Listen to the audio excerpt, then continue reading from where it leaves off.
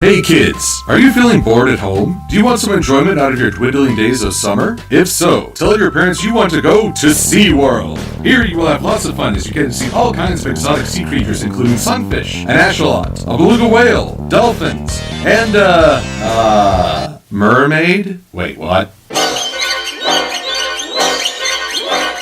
Fun for the whole family. Can I have my dog back now? Come on, please. I did what you asked.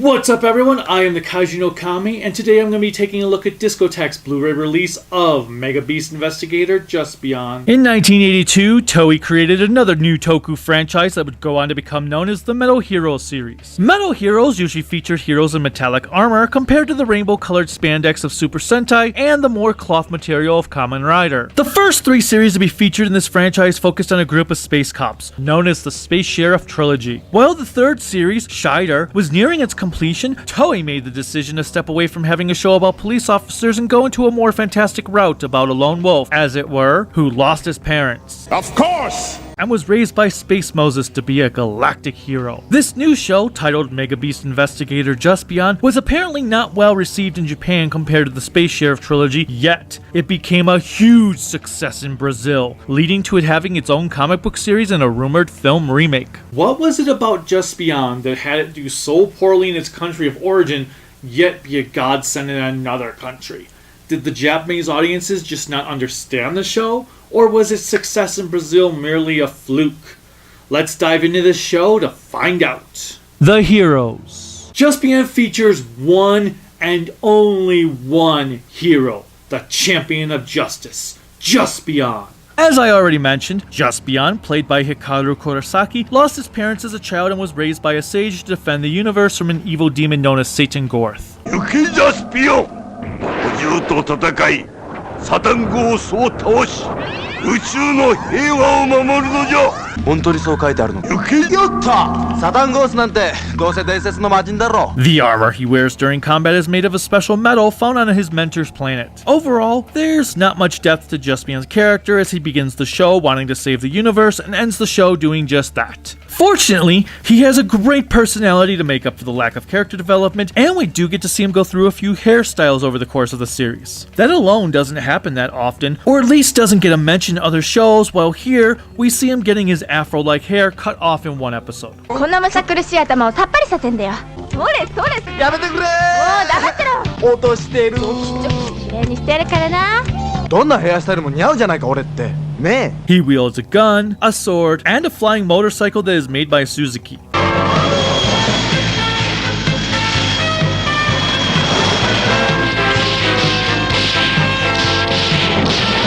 Wow. I knew Michio Suzuki was a pioneer, but I had no idea he ever expanded into outer space. We also get to see that Juspion is a sore loser as this villain learned. この巨獣の強さはアイガーマンがいるから。よし。コズミックハーレー。And he can be very naive. それは違う。人類はもっと賢い。自ら滅ぼすような愚かなことはしない。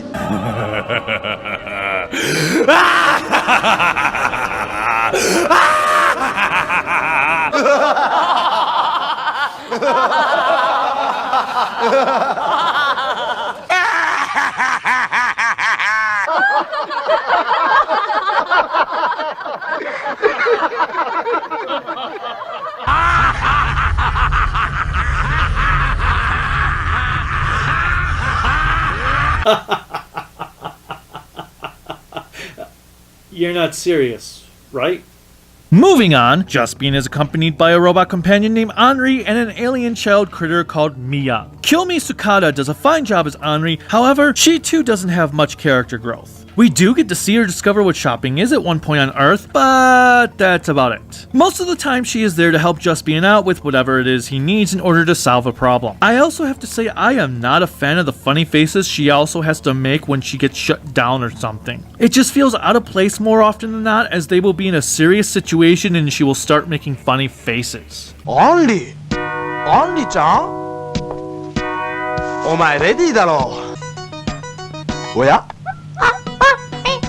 Then again, the same thing happens with Juspion in the first few episodes, which made it hard for me to tell if this was supposed to be a comedy series or not. Thankfully, it figured itself out not too far along. We never learn anything about Henri from who her creator was, nor why she accompanies Juspion. She just does. I do like the moment when we see the villains are unable to brainwash her for their own devious plot because she is a robot. 洗脳効果が現れません。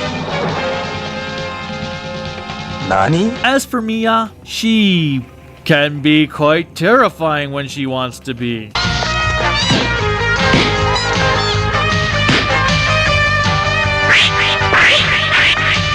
Note to self: do not piss off cutesy looking alien creatures that have spikes on their backs. Or spikes anywhere. Or probably just don't piss off alien creatures in general.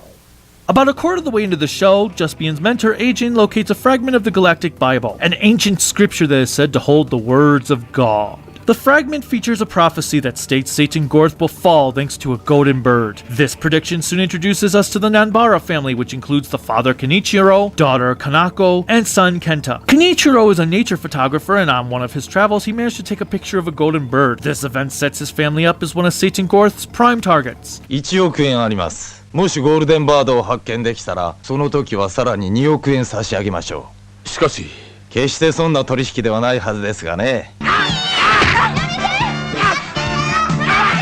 父を知らない。母を知らない。 As such, the Nanbara family becomes the most vital set of secondary characters we will meet throughout the series, as their plot is integral to the show's main story. It also helps that they are a likable group, and I was amazed at how prominent they were featured in the show, as early on it didn't seem like they were going to be that significant. It is also worth mentioning that Isao Sasaki plays Kenichiro, who not only sings the opening song to this series, but also the openings to various other Toku series such as Go Ranger, Jaka, Deca Ranger, and Metalder. 私が言った桜餅でも光に包まれた子供はまだ手がかりもつかめなくて。 A few other characters we meet along the way include a duo who were tricked into working for Satan Gorth named Lot and Sachi. これだけの宝石があれば広い農園が買えますよ。2年間でいいんですね。2年間あなたのところで働けば。そう、たったの2年間でいいんだ。はい。 Like the Nanbara family, Lot and Sachi are also reoccurring characters, as Juspion tells them he will be unable to return them to their planet until after he defeats Satan Gorth, so he gets them a job living on a farm. Unfortunately, I feel like the show forgot about them, as after a certain episode in the second half of the show, they just disappear entirely, and we never hear from them again, even in the end. Another character that started out interesting but then kind of fell to the wayside to make a few appearances was a man nicknamed Boomerang. Boomerang starts off as a vigilante on a quest of vengeance for Satan Gorth's son killing his brother, and leaves to get stronger. When he returns, we learn he is now a US International Marshal, but he still craves revenge. 南米をバスで旅行中に武装強盗団に襲われた。そいつらを俺がやっつけた。それでスカウトされたわけだ。そういうわけだ。 After a brief stint, he leaves again. I feel like the show's writer, Chozo Uhara, wanted to do something more with him initially, but couldn't think of anything, so he just kind of had him leave. It's a real shame, as he could have brought in a new dynamic by being a rival hero for Juspion or something. As is, I just feel kind of underwhelmed with his superfluous return, since he brought nothing new to the table. It was more like, hey, you probably thought we forgot about this guy, but we didn't. We just don't have any ideas of what to do with him. So here's a reminder he does exist. Bye now. The villains. The villains, known as the Megabeast Empire, are ruled by Satan Gorth, who looks like a mech Darth Vader would own if Darth Vader had a mech.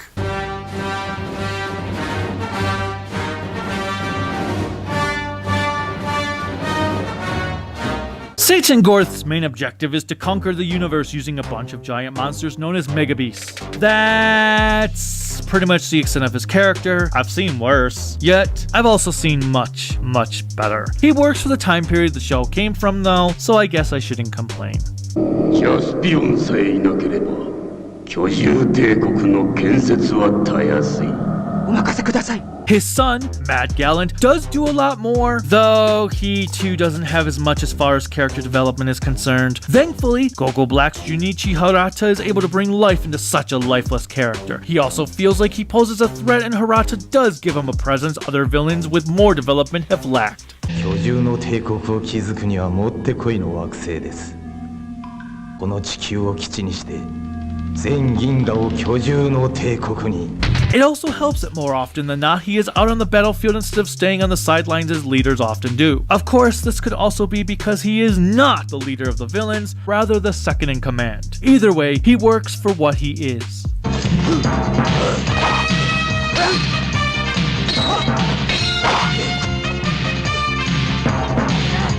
Beyond Satan, Gorth, and Mad Gallant, we get some other reoccurring villains, however, their time on the show varies. Most of the time, Gallant will hire a variety of warriors to kill Juspion, who will often die by the end of their episode or the next. The ones that do have a much more extended stay are two warrior women named Brima and Gaila, who become your typical female villains of the time period. There's also a pair of sorceress sisters. The first to make her presence known as Gilza, who takes crap from no one, especially if they insult her for being a woman. 女立てらにジャスピオンに立ち向かうとは身の程知らずのやつだ。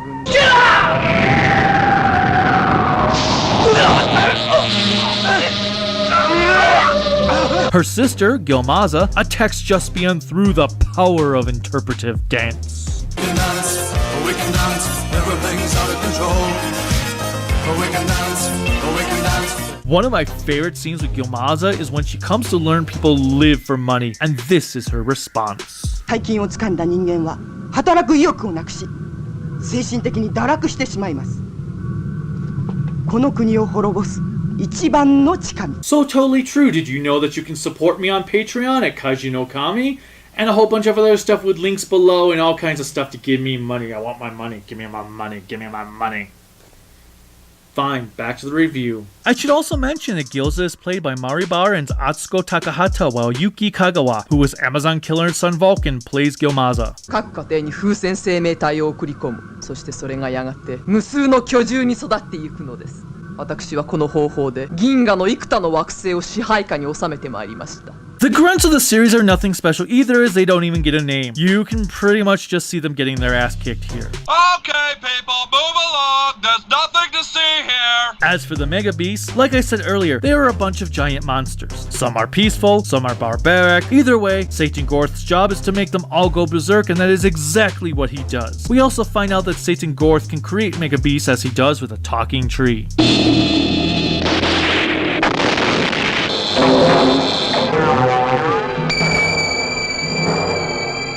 The designs for the Megabeasts vary, with some that look really cool, some that look really ugly. However, none of them hold a candle to Saruman, who looks like a bunch of casino games.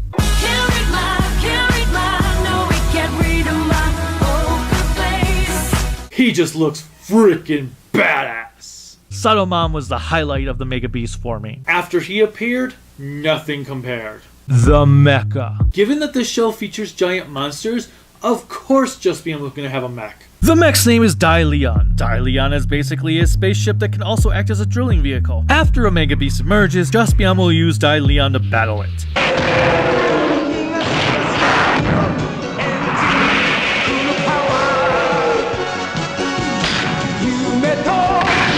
While the design of DeLeon is simplistic, he does look cool as the green and red details really pop out against the silver body. Also, being that he is a single machine instead of a combined one, he is quite agile, and we do get to see some really dynamic mech fights.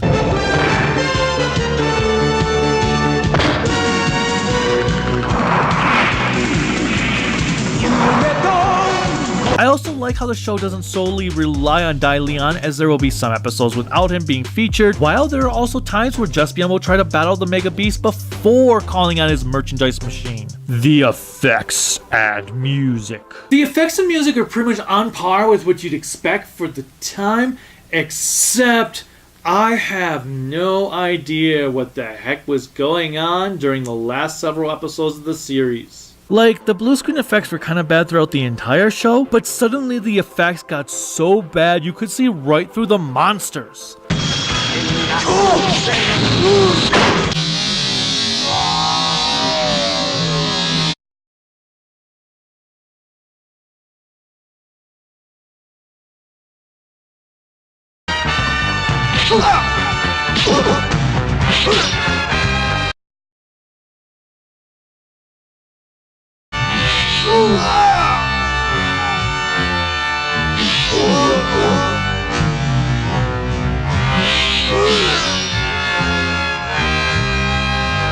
Whoa! Dude, that's creepy. I mean, look at this. Why was this considered okay? Or did the effects director just miss this kind of thing? Were they behind on production so badly that they had to just churn out whatever they could as quickly as they could without any sort of quality control here? It's a little baffling because I expect we'll see wires. I expect for blue screen effects to not hold up well, but not to the extent of where we are seeing huge assholes straight through the characters. And it is a pretty consistent problem for the last 7 episodes. What the hell happened, Toei? Another effect that bothered me was on this one character known as Eigerman. I don't know why, but I hate that they didn't make his lips movable. It just looks weird seeing the dude with a more humanoid face talk without his mouth actually moving. All I wanted to hear from this character was Tom Hardy's voice coming out of him. Let's not stand on ceremony here. Decent cost to your strength. 3 has defeated you. Either way, it really distracted me from a lot of the episode when he was on screen more than it should have. I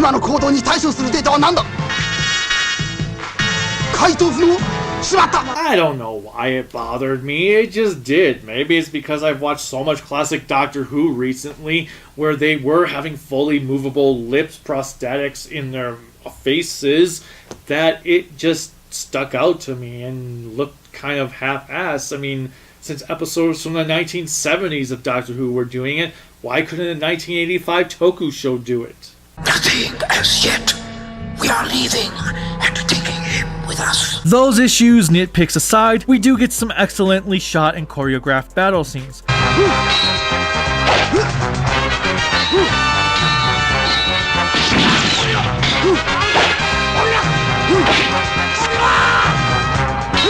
I do wish there had been a lot more nighttime battles, as I only recall there being 2 or 3 brief ones. No sunset shots, but we did get some underwater mech battles, which was cool.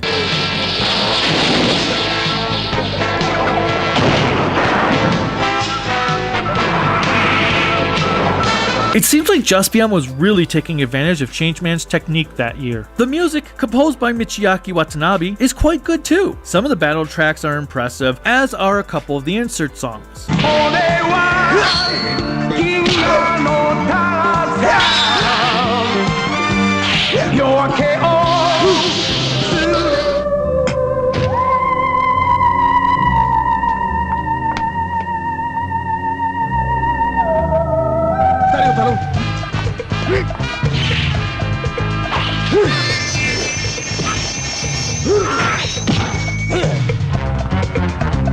The opening theme, Ore ga Sega da Juspion, is pretty good. It's not my favorite opening ever, but it gets you into the mood of the show.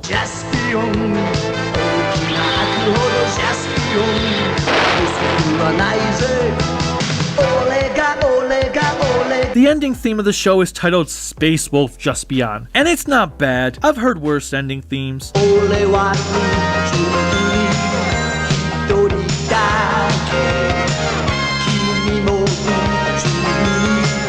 I do like the black Juspion armor in the video of it though. I'm not sure why it is black here, perhaps that was the prototype or maybe they just wanted it black for the mood of the ending theme, but it is pretty damn cool looking. It's also interesting that the title of the ending theme would go on to be one of Toei's international titles for the show. In fact, when Discotek originally licensed the show, they initially called it Space Wolf Juspion on their mock artwork. The episodes. I have to give a lot of credit to Shozo Uhara as he wrote nearly every single episode to this show. This means that Juspion lacks any sort of continuity issues whatsoever. Everything is consistent thanks to Uhara. It makes me jealous that shows like Jetman and O-Ranger were unable to follow the same aspects, so there are times the overall narrative feels disjointed. It's also why I feel so many of the secondary characters were as prominent as they were and never felt off, even Boomerang. Another strong point of the show is that it never feels formulaic. Sometimes there will be a Megabeast fight at the end of the episode, sometimes it will be in the middle of an episode with a battle against Mad Gallant or his minions, companions at the end. Other times there may be 2 or 3 Megabeast encounters. You never know what is going to happen or how the events are going to play out, as you also don't know what is going to be a multi-part episode and what isn't. It kept the show feeling fresh, so it never dulled itself. What I also like is that the first 3 episodes feature Juspion on different planets before settling on Earth.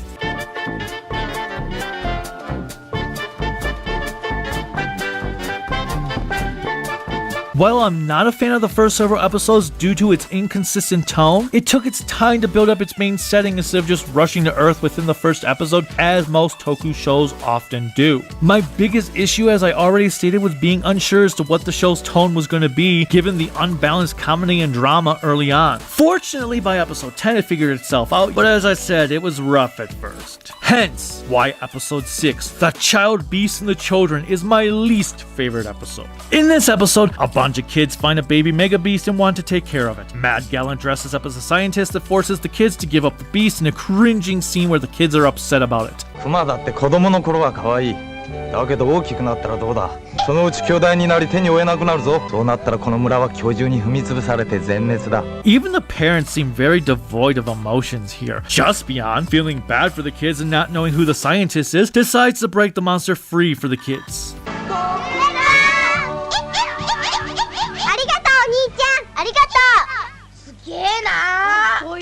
What part of your village will be flattened to the ground by giant monsters did you not understand? And why would Juspion be okay with this? You would think he would be the first one telling the kids the scientist is right. Good God, this episode is dumb, and this is only in the first half of it. I mean, okay, the second half is fine, but this first half had me raging at its stupidity that I couldn't help myself from declaring it the worst episode of the series right then and there, and it was. Nothing else ever came off as bad as that. With that in mind, there were a lot of episodes I really enjoyed, be it the one that introduced Lot and Sachi featuring a kick-ass nightclub fight scene, one where Juspion had to go inside of a Megabeast to rescue people, but the best of them all was the one that featured a cursed underwater samurai named the Cursed Sea Dweller Laughs, SOS from the Sea of Dolphins. Here, Mad Gallant has decided that he wants to use dolphins as missiles. イルカミサイルを作るのだ。イルカミサイル。イルカミサイルに世界中の潜水艦や戦艦を襲撃させる。 That alone sounds badass. And you know what? Screw sharks with laser beams. I want heat-seeking dolphins. He hires a samurai warrior, aptly christened Samurai, to help him in his plans, as Samurai also controls an underwater Megabeast.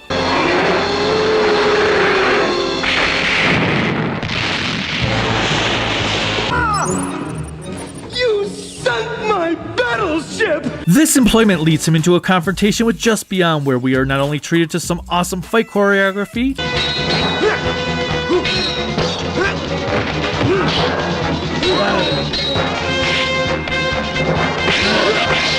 but also get an intriguing backstory to go with Samurai. He was a samurai who dueled against another samurai for control of Japan and ended up falling into the sea, where he was cursed to dwell in its watery depths for all eternity. 頼朝は日本の支配者になった。だがわしは全世界の海を制圧し、海の支配者になるのだ。 For being essentially a monster of the week, we got quite a bit of character development from Samurai, something I never expected out of a mid-80s Toku show. 頼朝の首を平家方に持ち込めば、それ相当の褒美にありつけると計算し、頼朝を奇襲した。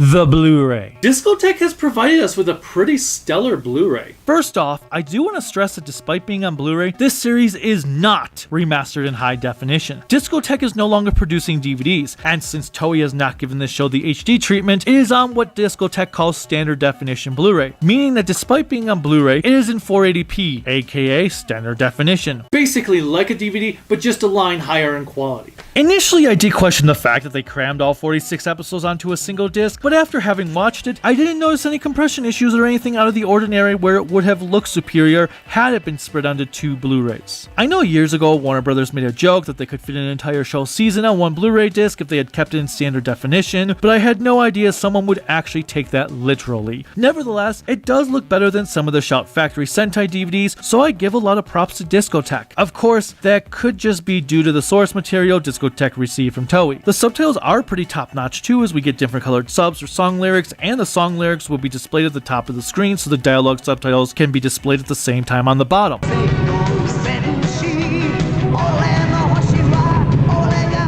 サタンゴースの陰謀の匂いがする。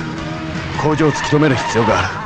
Something that seems to be a foreign concept to Shout Factory. There was a misspelling every now and then. Translations seemed fairly accurate, with only an instance or two where I disagree with the verbiage used. Juspion was a show I walked in unsure of what to think about it, and I ended up enjoying it immensely. It is by no means a perfect show, but it is a strong one thanks to its consistent continuity and likable characters. The action is not bad either, hence why it helped drive my decision to give Juspion a solid 4 out of 5 grown-ups in spandex. Discotek has given us a worthy Blu-ray to be the first ever Metal Hero series to be officially released in the US. It also helps that the series is quite enjoyable, hence making this a must-buy Blu-ray. Until next time, bye.